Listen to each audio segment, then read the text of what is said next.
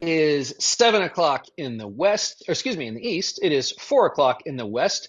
This is Resolute Square for Tuesday, March 28th, 2023. My name is Reed Galen. I will be the air traffic controller for this evening. Joining me, as always tonight, Stuart Stevens, longtime Republican ad man, strategist extraordinaire, and author of It Was All a Lie. Stuart, welcome. Thank you, brother. Good to be here. And as always, Joe Trippi, Democratic legend, Howard Dean campaign manager, and host of That Trippi Show. Joe, welcome. Great to be with you guys. All right, so guys, tonight I want to start with something that I am ashamed of myself for. Saturday before last, Donald social and says, this coming Tuesday, now a week ago, I'm going to be arrested by the Manhattan District Attorney. There was no proof of this. There had been no announcement from Alvin Bragg's office, and the world fell for it, hook, line, and sinker. Including us. The left went crazy with dreams of orange jumpsuits dancing in their head. The right did what we knew they would do, which was they coalesced behind Biden and, the deep state and everything else. And the media, which, lives on clickbait, couldn't get enough. And so I just want to ask, almost 8 years into this, how does he still do it, Joe? How does he still get us to run to the flame like moths? It's a great question. He gets it. He knows that he can do this. Right. He knows that he can just inject it in the system and everybody will jump on it and respond. And part of that's twofold, right? There are a whole lot of people out there, me among them too, who would love to see him indicted. So we want to believe it when he says, I'm going to be arrested. So everybody goes, yeah, that's great. And then there's, of course, his MAGA crowd that immediately, they believe it 100% and immediately go for it. And those two things are almost impossible for the media to avoid, right? As you said, It's like clickbait. Like, oh, cool. We got both of them like going for this. Let's cover it. And then he controls all the messaging and all the focus for an entire week. And by the way, we're still talking about it tonight. Right. That's exactly right. And Stuart, I mean, think about this. We talked about this. We've talked about it, I think, across several venues. But, in 2015 and 2016, Trump's superpower, aside from decimating his opponents, was basically being a human eclipse for everybody else. He darkened the sky politically, media-wise, attention-wise, eventually money-wise for everybody else, including Hillary Clinton. And he does not seem to have lost that superpower. Well, look, let me be a little contrarian on here. You have a former president of the United States there's a grand jury sitting in New York is looking into him, who says he, is going to be arrested.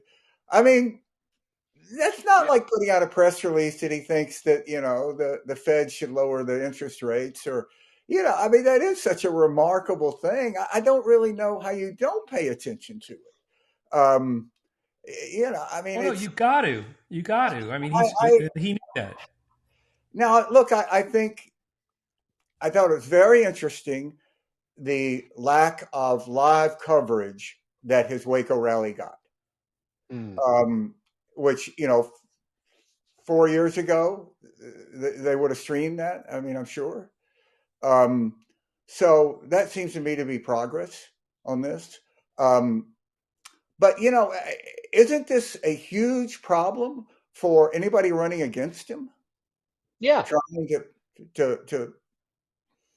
in the conversation. But I think it was a disservice. Maybe if everybody had actually covered the Waco rally, that one would have maybe, because he was so right. gone. That was frankly far more newsworthy than Trump making something else exactly. yet again something else up. You're right. That's a really good point. Yeah. So they're covering the stuff that the make believe stuff, and then like finally when he's actually going off the deep end in front of the planet, they didn't do it. Well, and so Waco, as I wrote here on Resolute Square on last Friday before the rally, right? 30 years ago was the Waco raid. The Bureau of Alcohol, Tobacco, and Firearms raided the Branch Davidian compound. I guess it was east of Waco, and because they had heard that they were making automatic weapons and everything else. It was a disaster, right, of epic proportions across the board. I remember watching it live on television when I was in high school. It was like a Sunday afternoon or Sunday morning. But what the hell is going on here? Um, but they were fundamentally, they were a religious cult with this singular leader. At the end, the thing literally went up in flames with 25, 50 people and 25 kids inside. Not too long after that, guys, was Randy Weaver at Ruby Ridge, which then subsequently led to Oklahoma City in 1995 and Timothy McVeigh. And it's a pretty astonishing thing to see a former president, Stuart, go to a place like this. Was not a mistake. Like they could No, have gone anywhere, right? Yeah. Texas, just like they did in 2020 with Tulsa, right? You know, uh, you know, yeah, on the anniversary, nearly the anniversary of Juneteenth and the Tulsa race riots. Like you go anywhere more significant than McLennan County, Texas, where he won like 60-40, and then go out and extol the virtues of, anti-government stuff. Talk about the deep state, how it all needs to be dismantled. This was the ghost of David Koresh was in the crowd that day. yeah. I mean, look, I really don't think that there's any way we can pretend to treat Trump like anything but someone running to end democracy. I mean, the opening of it was not to the Pledge of Allegiance. It was to the effort to overturn the peaceful transference of power. Well, there wasn't a peaceful transference of power, to Right. overturn the transference of power. Um, and that really is the issue. It seems to me. This is why the Republican Party is requiring a loyalty pledge. You can't participate in debates unless you sign up. This is the box that anybody running against him is in, Mhm. unless you just get out there and run as someone who is going to run as an anti-Trump candidate. You can't do it a little bit of here and a little bit of that. Right. Um, and it the guy is. I mean, when I was in college, we had a student body president that didn't really do anything, and the guy ran for the explicit purpose to abolish the office and won, and then abolished it. Which, I mean, it seems to me that Trump is basically, quit, not even pretending that that's what he's doing. Tom Nichols wrote a He great has piece to. about this. I thought yesterday in the Atlantic. Yeah. Go ahead, Joe. I'm sorry. No, no, he has to. Look, this is where all the people thinking maybe there's another way, maybe DeSantis, somebody else, the party can come back, we can do a third party, all that crap. It's all garbage. Donald Trump knows there's only one way out. And the only way out is not to plea bargain, is not to. The cases, even if he's died, it's going to take years to take it all the way. He'll delay. And he knows his only way out is to win the presidency. And then, like you said, Stuart, like, hey, change the rules. I'm in for good, and you'll never get me. He knows that. He knows that from the 4 years that no one got him because you can't Right. charge a former president. That's his whole thing. And he is not Yeah. going to walk away or go away. He will destroy and take down anything in his path, which he's proven already, will continue to do that. And he is driven to do it. He has no other choice.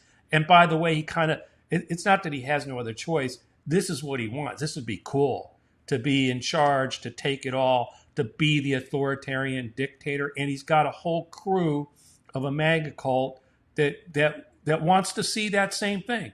That's Well, that's our retribution. That's our revenge on everybody else, on all the others that will be created between now and Retribution. 2024. yeah. I mean, Stuart, I haven't figured out exactly the timeline yet, but sometime between January 6th, 2021, and like this time last year, the MAGA movement moved past Trump. It got crazier than Hmm. he was, Hmm. intentionally, maybe not intentionally. I don't know. Because I don't think Trump, I've always believed that Trump doesn't know what it's going to come out of his mouth 15 seconds before he says it. He's got a pretty good idea of where he wants to go, but he doesn't know exactly Yeah. what he's going to say. And I posited then, and I think we're seeing it come to fruition now, that Trump would move to catch up with it, and that he will, some days he'll be a step ahead and some days the movement will be a step ahead. The only thing we know for sure is that they're all moving in a very bad direction. Listen, Mhm. I think that can't be said enough. It's that what happens with authoritarian movements, the purity test always gets harder. What was acceptable a year ago is not acceptable now. And excuse me, what a perfect example of this is Ron DeSantis running as the normal candidate, supposedly, right? So here's a Mhm. guy who gave a speech and talked about assaulting Fauci. Said, I want to throw this little elf across the river. I mean, Mm-hmm. that would have been disqualifying for anybody running for president, Democrat or Republican, not very long ago. That's Uh, right. Well, and and rightfully so. yeah, I mean, you're going to say, I mean, and people don't even talk about it because that's how it's become so normalized. Well, and I think that's the one thing, Joe, that I think that we, that you mentioned, Stuart, you mentioned Tom Nichols, who I had on the Lincoln Project podcast last week, I think. And if you don't subscribe to Tom's newsletter at the Atlantic, please do so. He is Yeah. amongst our best thinkers Yeah. and our best writers out there right now. And you know, he says that, remember after Trump left office, it was the former guy, right? Like if you just don't mention him, like Voldemort, somehow he'll never reappear. Right. And Tom takes Joe the very, and I think we do too, the very, you know, converse option, which is no, no, no, no. You got to keep him in everybody's face. You've got to keep him in everyone's consciousness because, to Stewart's point, if you don't, then all the little outrages and the growing outrages and the big outrages suddenly become just one more thing, right? It's just one more crazy ass thing Trump said. And Yep. you get inured to it rather than being worried about it or deciding you have to do something about Yeah, it's just Trump being Trump instead of wait, there's an authoritarian threat that is out to destroy democracy and he's leading it. it. Right. Um, that's the thing that we have to keep making clear and making just beating the drum over and over to remind people, not to remind them, but to not let them lose the focus of what he's trying to do. It's all distraction. It's all.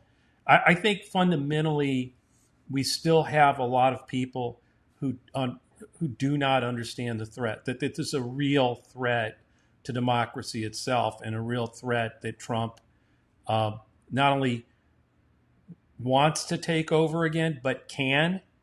It's Sure. out there, it's growing, and you can't just sort of slouch it off and shrug and go, no, no one's going to buy this. Starting all the way back with Barack Obama wasn't born in America. I mean, right? Mhm. Everybody's like just sort of like shrugged and goes like, oh, who the hell's going to believe that? Well, guess what? Suddenly you got a president of the United States showing his birth certificate. When you get to somebody who's telling you, I'm going to destroy your democracy, take over the government, and reign forever, because that's really who I am and what I want. And you wake up the next day, this time you do not. We can't allow it to happen. We've got to fight every step of the way. Well, and Stuart, I mean, listen, I mean, a lot of times too, what we see is complacency is the biggest issue, Yeah. right? People just don't believe it. Well, look, Trump lost in 20. He's a goon. He's a buffoon. He's a clown. There's no real way he can win again, right? There's just not enough people. And suddenly, one thing that worries me as we get to, let's say, 9 or 10 months from now. Again, I believe that Trump is probably already the presumptive nominee of the GOP. Maybe he won't be, but I think that's probably where we'll end up.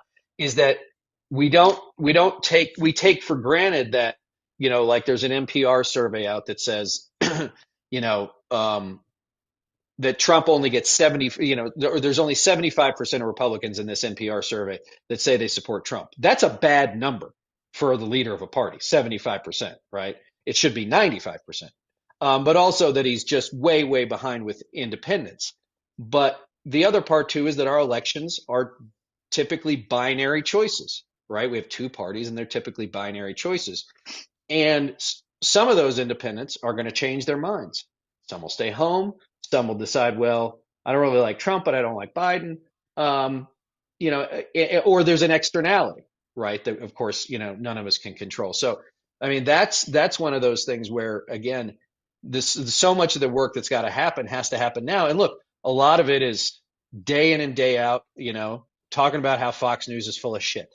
You know it, but you got to hear it explaining to people why, like, the Republican Party that we came up in, or I came up in, is dead. It's not coming back. It's a zombie, right? It's like those things in that Last of Us show, right? They got the big horns things coming out of their head now. Um, and that, it is an authoritarian movement. And why doesn't it make sense? Because we're not used to this stuff. Even after 8 years, it still seems strange. It still seems, you know, buffoonish, right? That he gets up there and he does his thing, and you see the lady who says, I'm a federal inmate, and she's covered from head to toe in glitter and red, white, and blue stuff, and says she's a Trump supporter for life, and she was at the Capitol on January 6th. It seems so silly, and I think sometimes that silliness is really what blinds so many of us Mm-hmm. to the serious nature of really what's going on.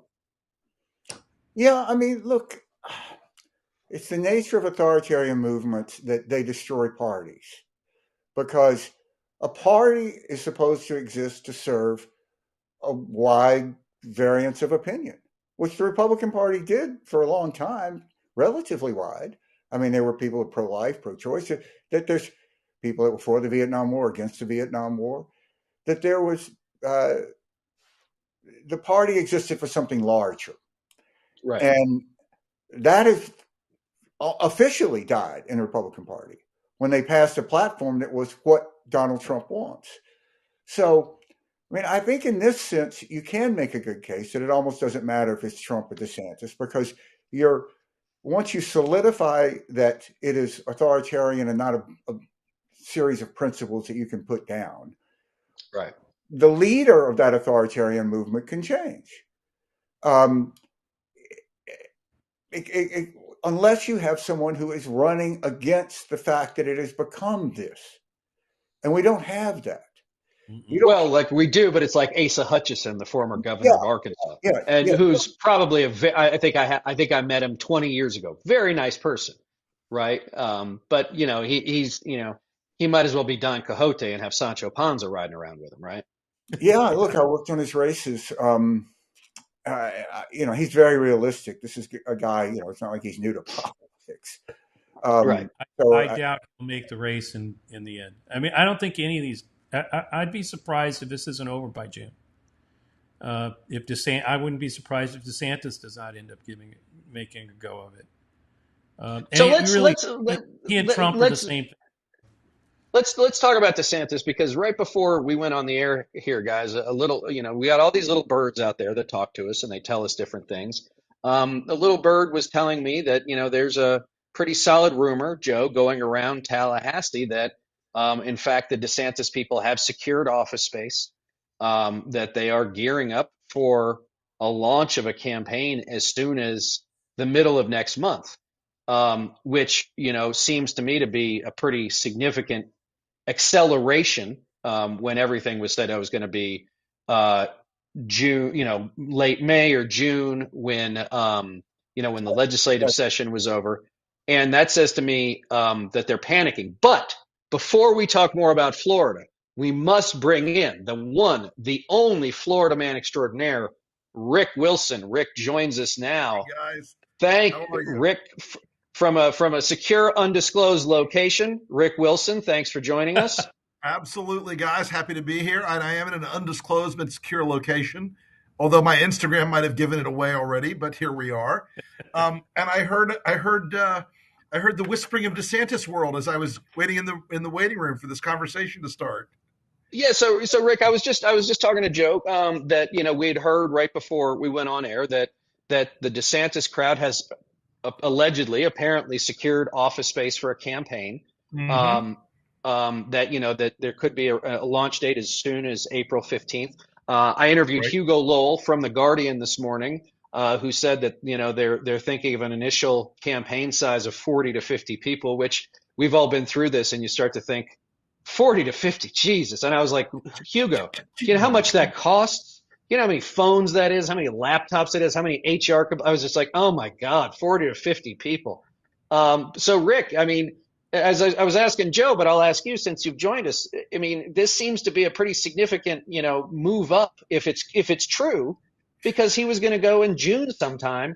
And if there's one thing I know is that, the things that they've done on purpose so far haven't been very good. So it seemed to be trying to launch this rocket, on short, rush it out to the gantry on short notice is Right. probably not the best way to do it. Well, look, I mean, we have seen in the last couple of days, contrary information. Their super PAC guys were saying yesterday to reporters, "Oh, we're going to wait at least 2 more months to start." And now this hurry up, I think, betrays a certain sense of urgency that if you let Donald Trump get too much more wind under his wings, DeSantis will not catch up. I still think he's an overpriced stock. I still think the guy is not this rock star that people think he is. Look, and if I'm wrong, I'm wrong, but I don't think I'm wrong because he's not graceful and natural at this. And as you've always said, Reed, once you open the floodgates and start spending money in a presidential campaign, it never stops until you're broke. It never stops Yeah, until and even when you're broke, broke. the bills still come. Right. I Right? mean, The bills shit, never Newt stop Gingrich hasn't coming. paid his campaign We all bills know that. since 1996. Yeah. Right.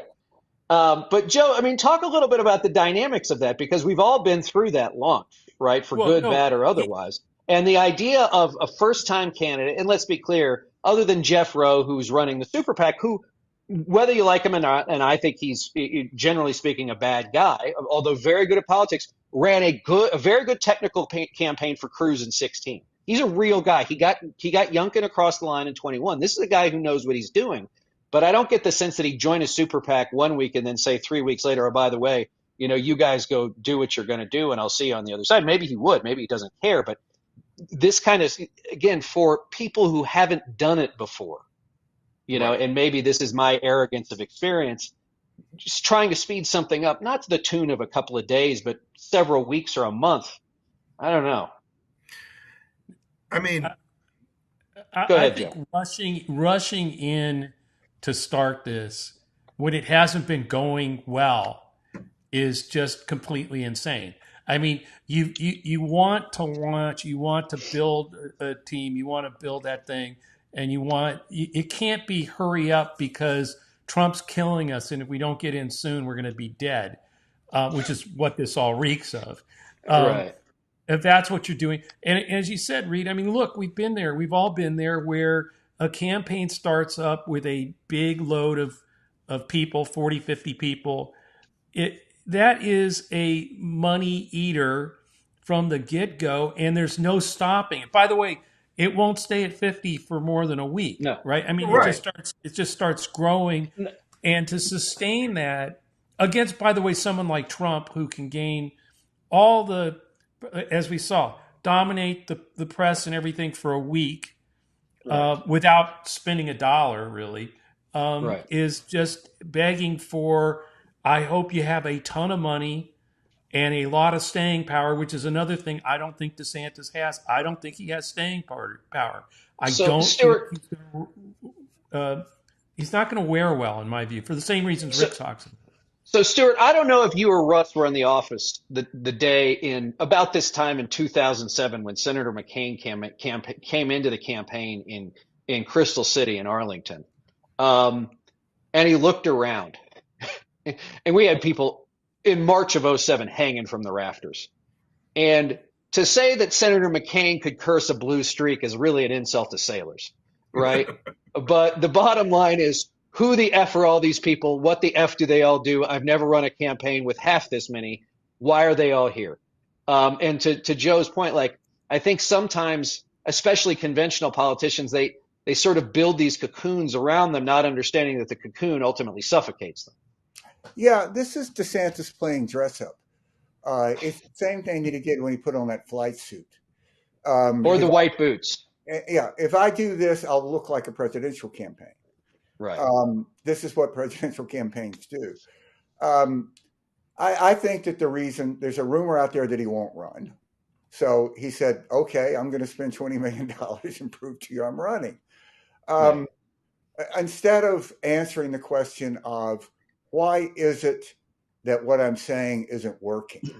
Because when you're saying something that isn't working and you take a campaign apparatus, the purpose of that campaign apparatus is to magnify what you're saying.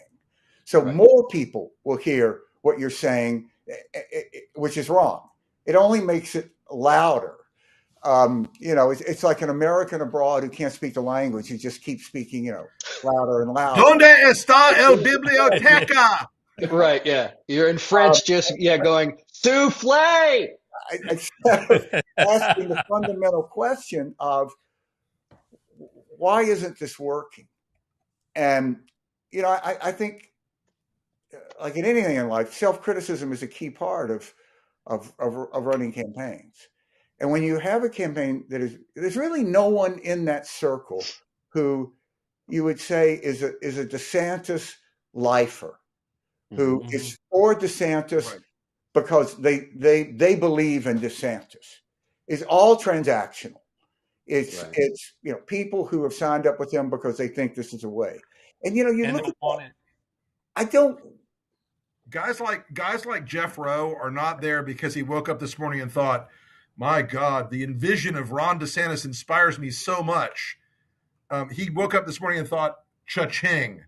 Yeah. Yes, and they'll 15% on the want it to buy. go on as long as possible to keep the cha-ching coming, which is Right. Right. I mean, yeah, but I think Stuart, the other point that Stuart's making. but you make a good point, Stuart, too, though. You think back to George H.W. Bush, right? And he always had his truth Mhm. teller in Jim Baker. Yeah. Sure. George W. Bush had Don Evans, right? And In our experience. And yeah, but Evans was his friend, Evans was right? Evans came in as the chairman of the campaign to sort of keep all the children from fighting. But they had people from deep in their lives who they knew were going to tell them the truth, who weren't going to lie to them, right? Because they were friends with George, either of the George Bushes, whether they were president or not, right? they also were Um, doing it. But isn't They, following they the weren't doing Trump it model? to change their lives. They weren't doing right. it.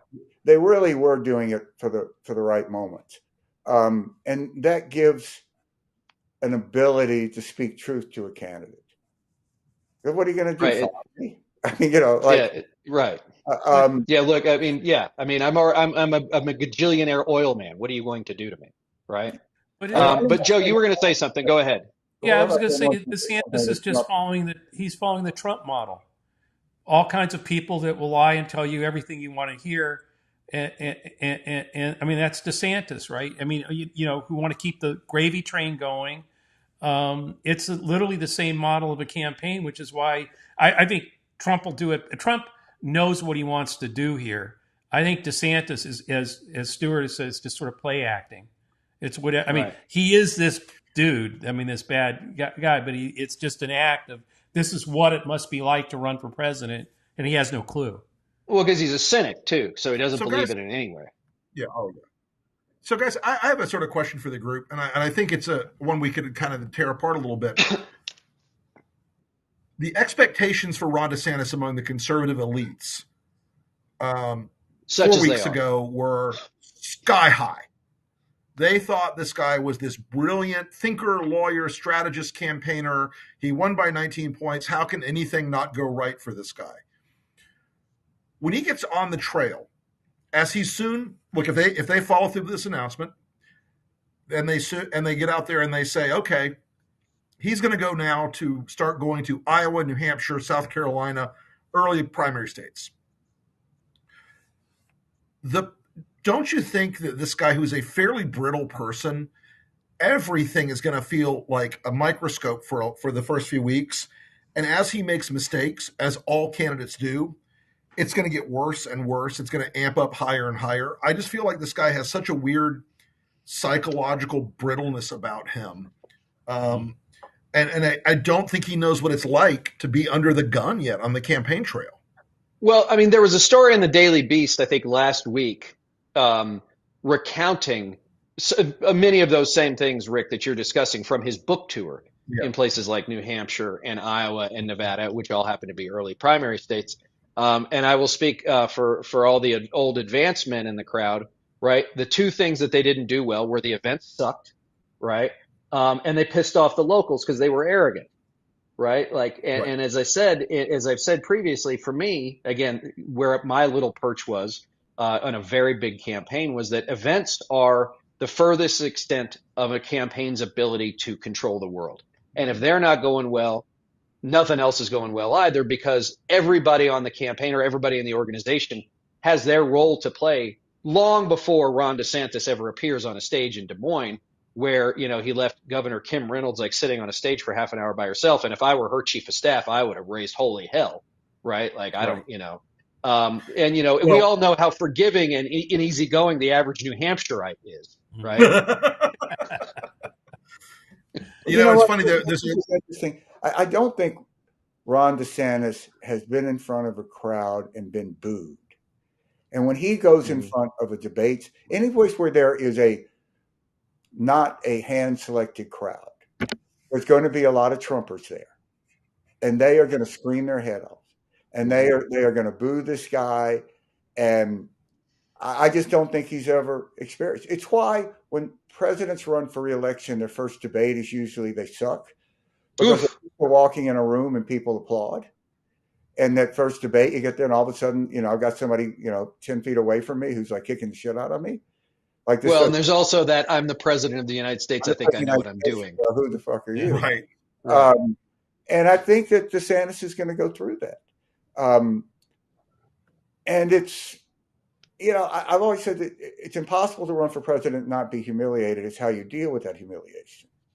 Right. And I don't know. I'm with you. I don't think he was going to deal with it well. Look, I mean, I remember. Go ahead. There's a bit of color from his book signing in Tallahassee last week. And Stuart and I have both signed books at this bookstore. It's called Books A Million, big box bookstore. Well, the people were waiting in line. They were told, put your phones away. There are no pictures allowed. Don't have conversations with DeSantis. He will sign your book. You will move on. Here's the slip of paper with your name on it. Hand it to them. He will sign that. Move on. It was not handled in a way that you would think a guy wanting to make friends and build allies would do. And I think it's because he is not a guy who's going to be comfortable sitting and having to do the bullshitting and schmoozing and ass kissing that every single candidate that goes to Iowa and New Hampshire has to do. You've got to let me just say that. Yeah. Let me just say that Jerry Seinfeld and Larry David wrote that scene 30 some years ago, and they called it the soup Nazi. Yes. You literally just described the soup Nazi scene. Yeah, you did. Exactly. But the idea of no pictures, no selfies, don't talk to him. Come on, guys. That does not sustain. That does not scale in New Hampshire. So is the staff allowed to look him in the eye, or must they be downcast at all times? I don't know if they've actually done that yet. I don't know if he has a rose petal girl preceding him at all times yet. But, right. But the whole diva act thing is not a good look for anybody. Rick, Stu, go ahead. What's that? Who's going to run the campaign? So Janera Peck, who ran his governor's race, is right now the person everybody's talking about to run the campaign. Look, she, by all reports, did a capable job. But remember what she had behind her. The best Republican Party in the country, running against a broke, incompetent, faded star in Charlie Crist, an unlimited amount of money that never stopped flowing because every lobbyist in Florida said, oh my God, I've got to give Ron DeSantis the max. And every company on Wall Street that thought he's going to run for president was flooding the zone. It's easy to be a genius campaign strategist when you have $200 million sitting in the bank. You can paper over all the mistakes. You can cover up any fuck up with more TV. But again, it's just like he's never been booed. His campaign's never been punched in the face, not one time ever. Well, I will say this: the most fun I ever had on a campaign was in 2006, working for Arnold Schwarzenegger's re-election campaign, where we raised $85 million with the most famous person on the planet against a guy named Phil Angelides, who I'm sure is a perfectly nice person, but nobody'd ever heard of. Right. And we won by 16 points in a year when Republicans got wiped out. I didn't learn anything, but I had a great time, right? Sure. So let me Yeah, ask a this might, question. Though. What's the strat? If I'm really interested from the three of you, you're now DeSantis's campaign manager. What's the strategy? I mean, I mean, it's not a fair question, but what, how would you run against Trump if you got handed the job to do it? I mean, other than I wouldn't take the job, which I know none of you would, but well, I can tell you what how I does he? Stu, go would, ahead because you've mulled on this a little bit already. Yeah. the way I would do it is I would say, look, why is there going to be a market for you? You do have to be the adult in the room. You do. So that what does that mean? That means you have to act like an adult. That means you have to be the truth teller. That means you need to go out and tell Republicans things that they don't want to hear. You have to say we have to change. That we can't reelect Donald Trump. We can't be the party of insurrection. You have to be willing when you're asked that question. Do you agree with Donald Trump that we should not be supporting Ukraine? You have to say that is one of the worst ideas I've ever heard in my life. The Republican Party stands for anything. It stands against tyranny. We're that party. I'm that person. You have to be willing to do that, which means you have to be willing to lose. Because that strategy, I think, is actually looks like a high risk strategy. I think it's a lower risk strategy, but it's going to feel difficult to execute. You're going to get a lot of blowback on that strategy. But I think it's the only one to be an alternative to Trump. You have to be an alternative to Trump. Right. Yeah, as the Marxists like to say, you have to sharpen the contradictions, right? So can I just be? Is there a way to say, look, everything you want Trump to do, I've done in Florida? If you hate No. this group, no, you don't think that because I know that DeSantis doesn't help him in the general, but I mean, I just said. but DeSantis has essentially made a category error in the stuff he's done in Florida. He's passed a lot of legislation with a compliant Florida legislature. Great, fine, whatever.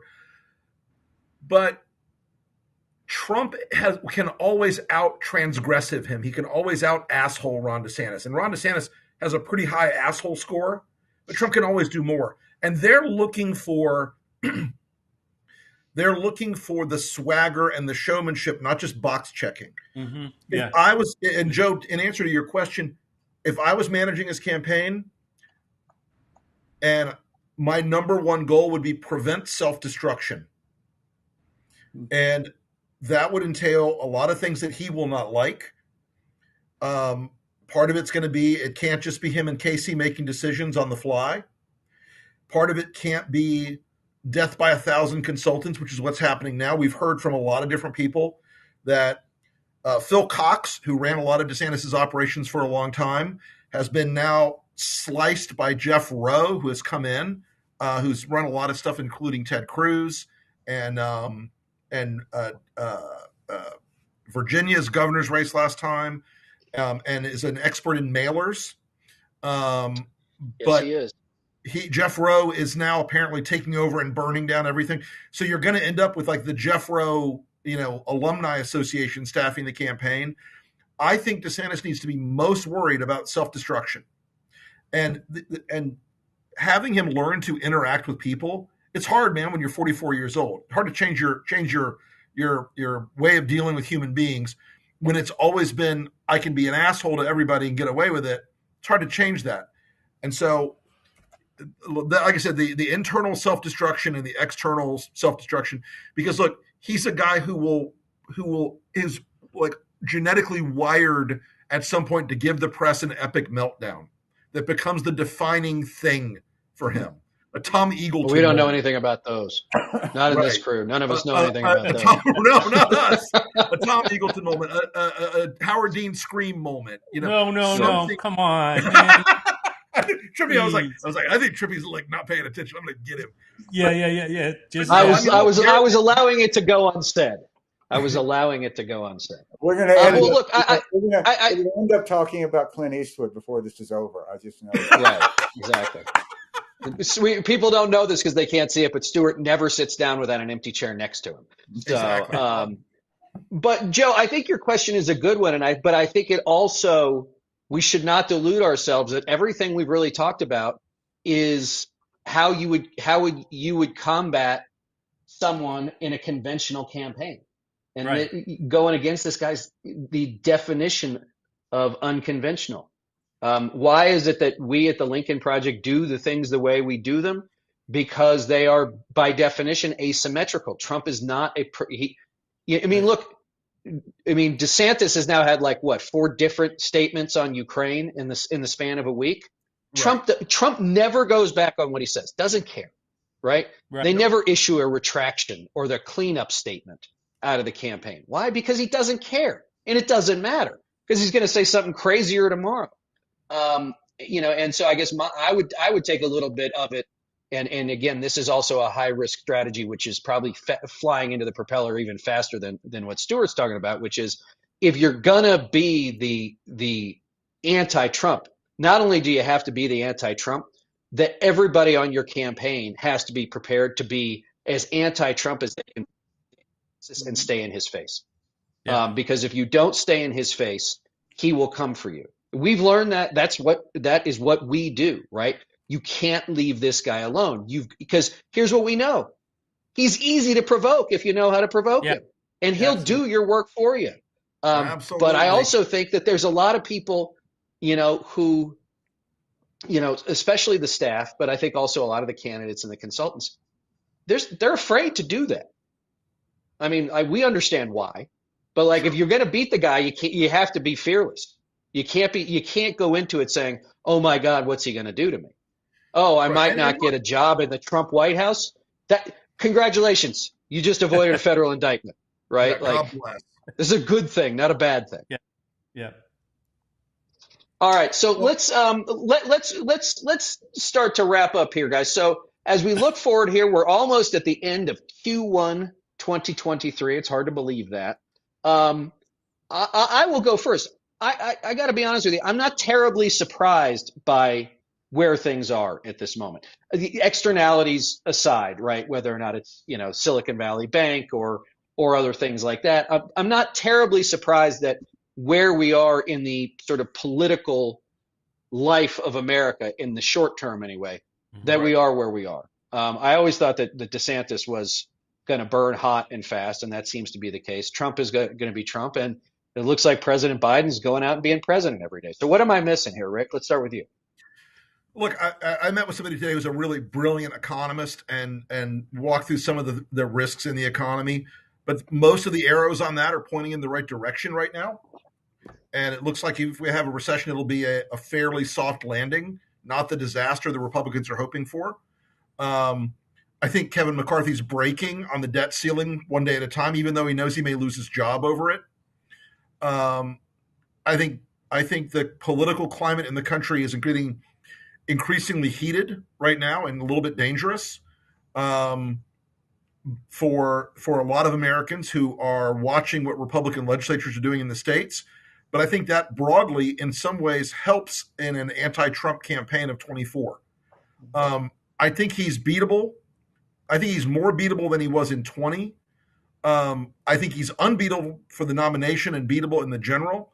And I think that a lot of the things Biden has done, he hasn't gotten the credit for, hasn't gotten the love for, but they are starting to add up in a politically beneficial way in the broadest sort of picture. All right, Joe, how about you? Yeah, no, I think Rick's right there. I mean, look, a lot of things. So the insulin capped at $35. That just started in January. I mean, it got things that happened last year. The infrastructure bill, those projects, those bridges, those plants, the chip plants that'll be building going in Ohio and Arizona. All these things that were done last year that were accomplishments, but no one really felt are, I think, really going to build on the Biden side. At the same time, I think this DeSantis Trump fight to see who can be the most authoritarian, uh, uh, just literally the the most angry, mean, despicable, revengeful person out there, I think will make the Bannon line grow a little bit. Yep. because it just that contrast that they're both participating in helping to build. And by the way, Nikki Haley and Scott and the others are already getting darker, like the two of them. So I think that Yeah, contrast, Mike Pompeo's disappeared, right? Like nobody yeah, can find Right? him. yeah, that contrast is going to, I think, benefits pro-democracy side going to 2024. But we got to do all the work, all that work that we did last cycle, and keep doing it. All right, Stuart, bring us home. Look, I think the key here is for the president to not flinch from posing the stakes in this race, that this Yep. is an existential choice for America. And when he did that in the fall and put democracy, he got a lot of blowback from it and said, but it worked. And I think, excuse me, I think that Biden really has to be someone out there that speaks the truth. And look, we all have gone through this. To get voters to invest in something, you have to invest in it. And, we said Trump or America last time. I think you've got to do the same thing. And you've got to bet that Americans will bet on America. And I think that's how you win. And I think those have been good bets in 2020 and 2022 so far. So far. And that's why I'm not I am bullish on the American people. I'm not complacent, but certainly bullish. All right. Before we go, I am wearing my red-headed stranger hat in honor of our friends in Nashville. We are all thinking about you. I know that is a just a shattering experience for so many folks in that community. So Yep. just know that we are thinking about you. Everybody else out there, thanks as always for tuning in. We will be back, I think, next week, but Sam will tell me if I'm wrong as soon as we get off the air. Rick, Joe, Stuart, thanks for joining us, and everybody else, have a good night. Gentlemen, thanks, guys. Thanks. Great to be with you guys.